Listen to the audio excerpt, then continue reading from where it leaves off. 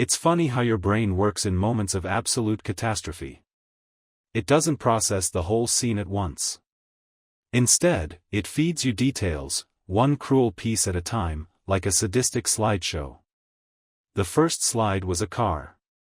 A familiar blue sedan parked in my spot in our driveway. My mind, still buzzing with the happy secret I was carrying, sluggishly tried to place it. It wasn't a neighbor's. It wasn't a delivery vehicle. It was Mark's. My best friend Mark's car. The same Mark I was supposed to meet for a beer later to finalize the surprise party plans for my wife, Sarah. That was the secret. Her 30th birthday was tomorrow, but the party was tonight.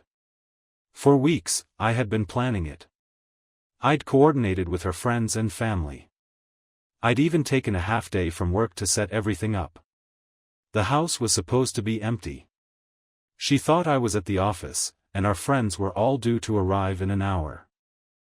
The second slide was the gift in my passenger seat. A small, velvet box containing a necklace she had been subtly pointing out for months. She'd send me links with the caption, "Isn't this beautiful?" and sigh when passing jewelry store windows. I felt so clever, so loving, for having remembered and saved up for it.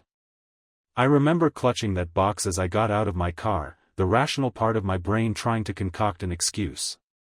Maybe his car had broken down. Maybe he was dropping off a gift early. But a cold, leaden dread was already pooling in my stomach, silencing the hopeful voice. The front door was unlocked. The third slide clicked into place.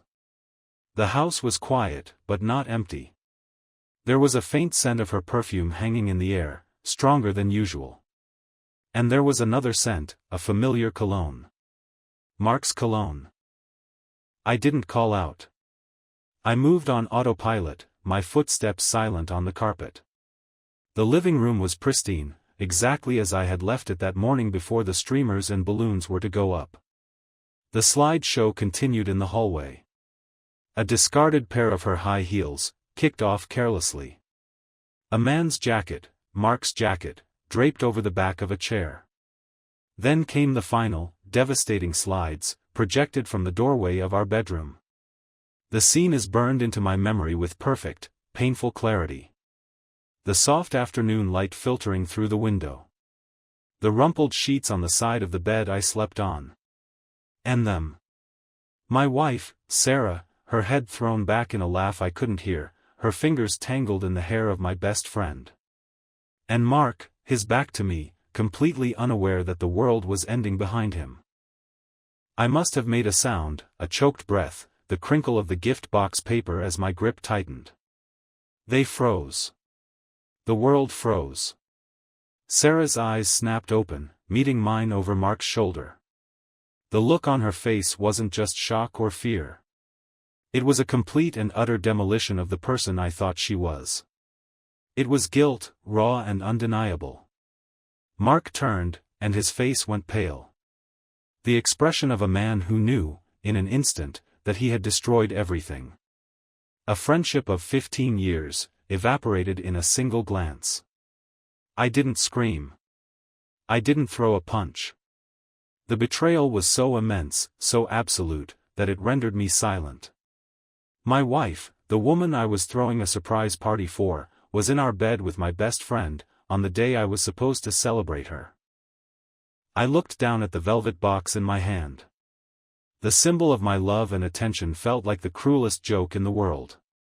All those hints she dropped, all those times I felt like a good husband for listening, while she was sharing the same intimacy with someone else. I turned and walked away.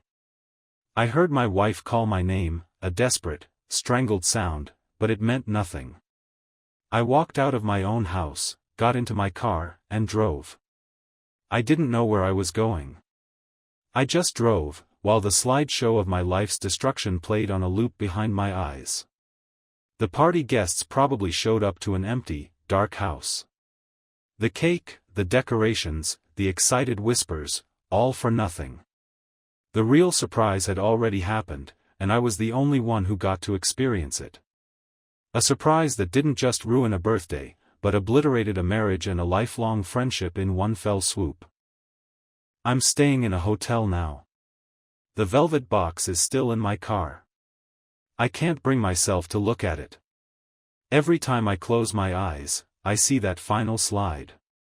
And I know, no matter how much time passes, that image will never, ever fade.